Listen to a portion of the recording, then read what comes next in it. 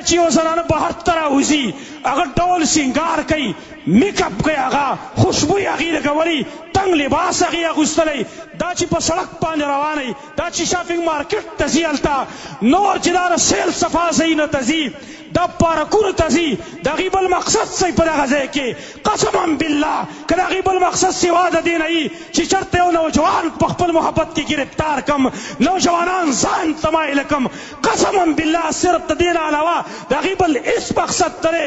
که چېرته هغه د الله نه یېرېدلی دا مقصد نه وی، هغې به خپل ډول سیګار پټ ساتلی.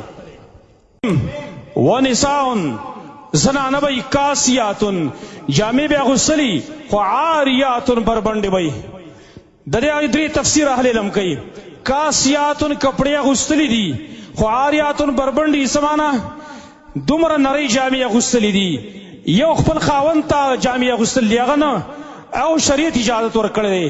لیکن عام معاشره کې کپڑے اغوستلي خو دومره نرۍ کپړې دي چې دنده پکې بدن ښکاره ښکاري، لکه څنګه چې عام تاسو نن په دې معاشره کې ګورئ.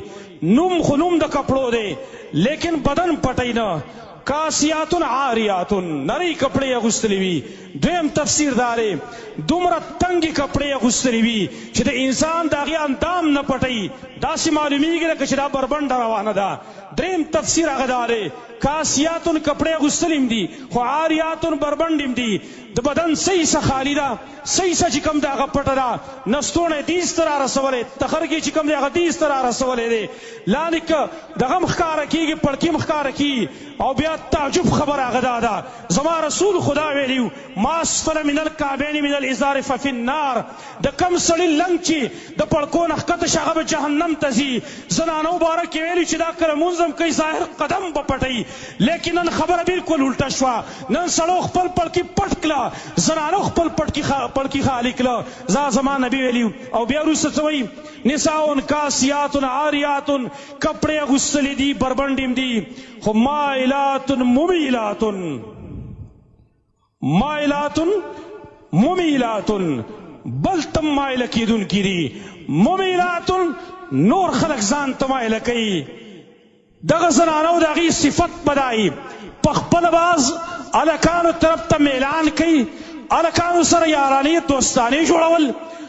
ممیلاتن نور خلق په ځان ته مایله کوي، سړو ته به دومره ډول سینګار را کوي، په داسې طریقه به میک اپ کوي چې چېرته یو نوجوان په خپل محبت په جال کې زه ګیر کمه، دا به د هغې کاري. مایلاتن ممیلاتن په خپله مایله کېدونکي، نور هم ځان ته مایله کوي. کله چې یو زنانه بهر ته راوځي هغه ډول سینګار کوي، میک اپ کوي، هغه خوشبویي هغې لګولي، تنګ لباس هغې اغوستلی، دا چې په سړک باندې روانوي، دا چې شاپینګ مارکیټ ته ځي هلته، نور چې دا سیل صفا ځایونه ته ځي، دا پارکونو ته ځي، د هغې بل مقصد څه په دغه ځای کې قسما بالله که د هغې بل مقصد سوا د دې نه وي چې چېرته یو نوجوان په خپل محبت کې ګرفتار کم، نوجوانان ځان ته مایله کم، قسما بالله صرف د دې نه علاوه د هغې بل هېڅ مقصد نه دی.